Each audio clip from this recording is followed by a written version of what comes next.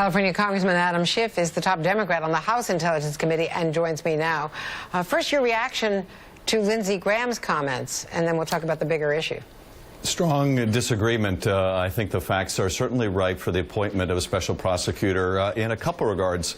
First, I think the firing of Director Comey under these circumstances where you have the Attorney General who is supposed to have recused himself from any involvement in the Russia investigation, recommending the firing of the top cop on the Russia investigation, and a president whose own associates are under investigation making this decision. It's completely tainted, and I think it warrants the appointment of a special prosecutor. More than that, there are certain public facts that have already come to light involving, for example, Michael Flynn, where the Justice Department already, I think, has to make certain decisions about whether to pursue criminal charges potentially involving his failure to report the acceptance of foreign monies, the acceptance of those foreign monies, any false statements he may have made. So I think we're certainly ripe for the appointment of a special prosecutor, special counsel, and I don't think anything else will provide even a modicum of public confidence that this Russia investigation and those within the administration who are impacted by it will be conducted fairly or rigorously.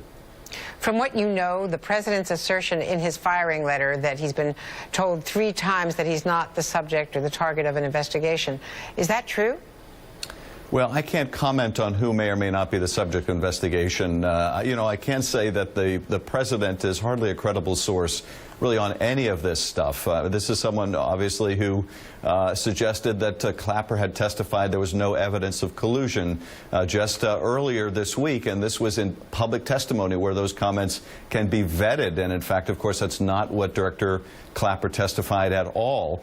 The director himself asked the question and wouldn't respond to whether the president himself was a subject of investigation. So it's not something I could comment on. But regardless of what the president is, his associates, are clearly the subject of this investigation, and therefore the administration itself, I think, has a profound conflict of interest in the firing of the director. So it's hard to imagine a worse scenario, and if the New York Times report is accurate, that this comes close on the heels of Director Comey asking for more resources, feeling it was necessary to devote more time and attention to the Russian investigation, it's all the more troubling. Yeah, we've confirmed that at NBC News. Ken Delanian and Pete Williams as well have confirmed that there was that request. There was a briefing to some people on the Hill, and there's sourcing inside the FBI and the Justice Department on that, so it is correct. Well, and that Andrea, is a far more credible explanation for the timing of this firing. If indeed the FBI director went to the Deputy Attorney General Rosenstein and asked for more money, said we need to devote more, this is why, and then a few days later you have him fired, that's frankly a far more believable reason for his firing, as tainted as it is, than the idea that what the director did last year, that the president then applauded, was now suddenly a cause for him to be terminated. And guess who is echoing the president's claim and vice president's claim just today as well, that there is nothing to this Russia investigation? The Russian foreign minister, Sergei Lavrov, at his news conference just now. I wanted to play a bit of that through a translator. Well, I have just answered that President Trump publicly says that all of it is false news. Just give me one fact that would prove that. So false news. And one other fact here in terms of freedom of the press. There was a meeting at the White House between the president and Mr. Lavrov. We understand now that TASS, the Russian wire agency, was allowed in. They were allowed to photograph this meeting. They distributed the photos on the Russian Foreign Ministry website and Twitter feed. But there was no American news media permitted into that photo opportunity. You can't make this stuff up.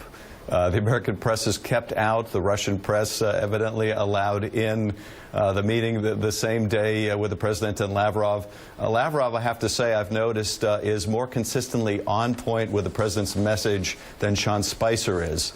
It's disturbing at so many different levels. I am pleased to see some Republican members step up and call out the dangers in this firing. I hope that they'll go further and join Democrats in a call for an independent prosecutor. That's really what's required here. For the Vice President of the United States, who I came into Congress with, and I like personally, to abase himself this way is a terrible thing to watch. What I found so striking about that clip, Andrea, is he was asked, did the president fire Comey to interfere with the Russia investigation? Well, if he believed it, the simple answer was no. But that wasn't his immediate answer. You could see him thinking about the question. And I think what may be going through the vice president's head is, do I want to commit myself to something when I don't know fully the facts of why the director was fired? And to suggest, as he later did in that interview, that the president had in mind the safety of the American people, doing what was best for the safety of the American people, nobody believes that. I don't think anyone thinks this is unrelated to the Russia investigation, and that's exactly why I think a dramatic step needs to be taken to restore public confidence, and that step ought to be the appointment of an independent counsel. Are you suggesting the vice president is lying? I'm suggesting the vice president may not know the full details. That, I think, is probably the best explanation for the vice president's comments, that he simply doesn't know what went into the decision to fire Director Comey. He was apparently unwitting when Mike Flynn represented certain things to him that weren't true, and he may not know whether this was the Justice Department making a recommendation on its own to the president, or the president telling the Justice Department, give me reasons to fire this guy. I would love to know, and Congress ought to find out, whether the fact that director needed more resources for the Russia investigation played a role in his firing. I do think one of the salutary impacts of the House and Senate intelligence investigations is we could ask the director questions about his investigation. What was he doing? What was he looking at?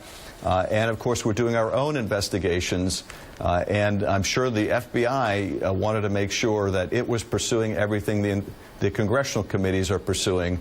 So I think we had a salutary impact on the department, but nonetheless, profound questions about the timing and the decision, and the fact that the Attorney General played any role whatsoever in this is beyond troubling. Adam Schiff, a former prosecutor and congressman who has subpoena power, which we don't here. But thank you very much. Thank you, Congressman. Thanks for being